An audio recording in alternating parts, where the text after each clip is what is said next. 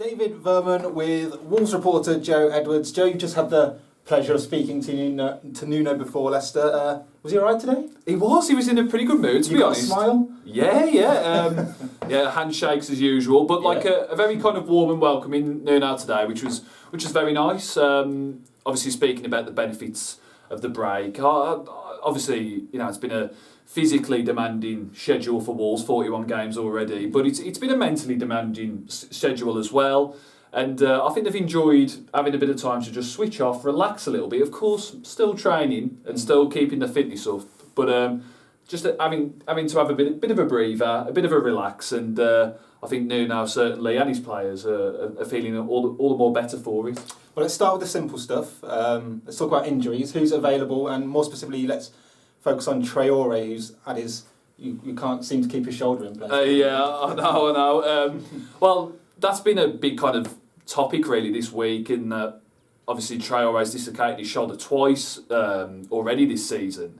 Obviously we spoke to Paul Darby for the podcast and saying it's kind of a partial dislocation, which you can be susceptible to if you've had a dislocation in the past, which Traore did while he was at Middlesbrough.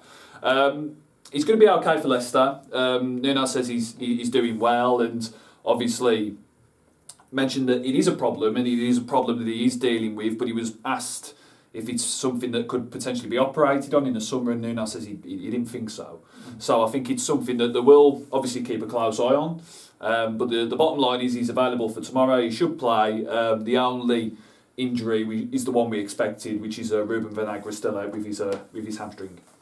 Nuno's a manager who seems to like control in his squad, so it's probably no surprise that he took his squad away to Marbella to train during this week, whereas in contrast to Leicester, who have given their players the week off. How do you think that will work, considering Wolves haven't got the best record after breaks, international breaks being? There might be many reasons why they've been poor after international breaks, but what did he say on the break, how they trained, and how do you think that will work against the Leicester side, who had such a different time in the last week? Yeah, it is an interesting one, because it came up at the presser actually that Leicester and, well, specifically Brendan Rodgers had gone skiing.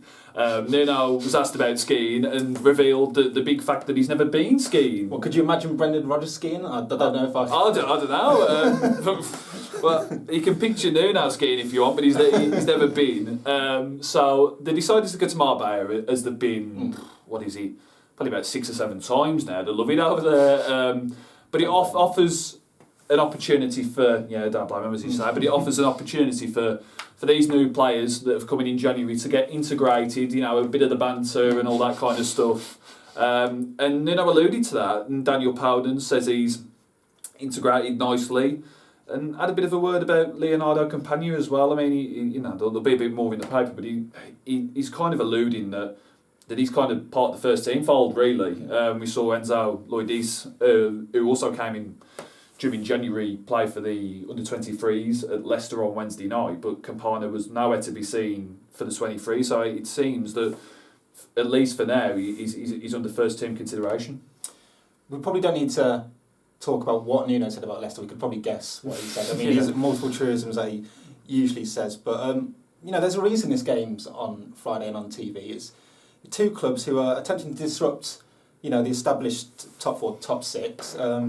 At a time when Europe has seen a trend where certain clubs are just dominating leagues. I mean, these two teams in this game, I mean, it's inflated imagination and interest in the Premier League again. I mean, how do you see it going? Yeah, you've made a very good point there. Nuno alluded to that himself, saying he's kind of hesitant to refer to it as the Big Six these days, because he says everybody in the Premier League is competitive, and he was asked if Leicester could hypothetically win the title again. He said, I think so. So it's obviously Liverpool and Man City. Well, Liverpool pretty much exclusively this season have ran away with it, and obviously they've got to do work to catch up on those teams. But Wolves, even though they're 9th, they're only 6 points off 4th, and Leicester are 3rd. So these are sides with big aspirations. They're not just there to make up the numbers in the Premier League. They're there to make themselves heard, make themselves known, and hopefully both teams will be looking to get into Europe by the end of the season. I believe this is the first time you spoke since Thelwell left as well. Yes, it is. A sporting director leaving a club is a big thing for anyone, perhaps more so for Wolves since they've gone over so many changes under his watch in recent times. What did he say about his departure and any potential replacements? Yeah, he said he's sorry to see him go, which, of course, I mean, Kevin served the club for 11 years and obviously going over to New York Red Bulls in the States, head of sport, he's gone now as well. Wished him well. Obviously disappointed to see him leave, but he's confident that the club will get the right replacement in. I mean, we understand that it's something that they're looking at addressing, hopefully before the end of the season. So Nuno's happy and confident in what the club are going to do there, and says it's not of massive concern to him. It's Wolves v Leicester Friday evening. For all the pre-match build-up, go to expressandstar.com.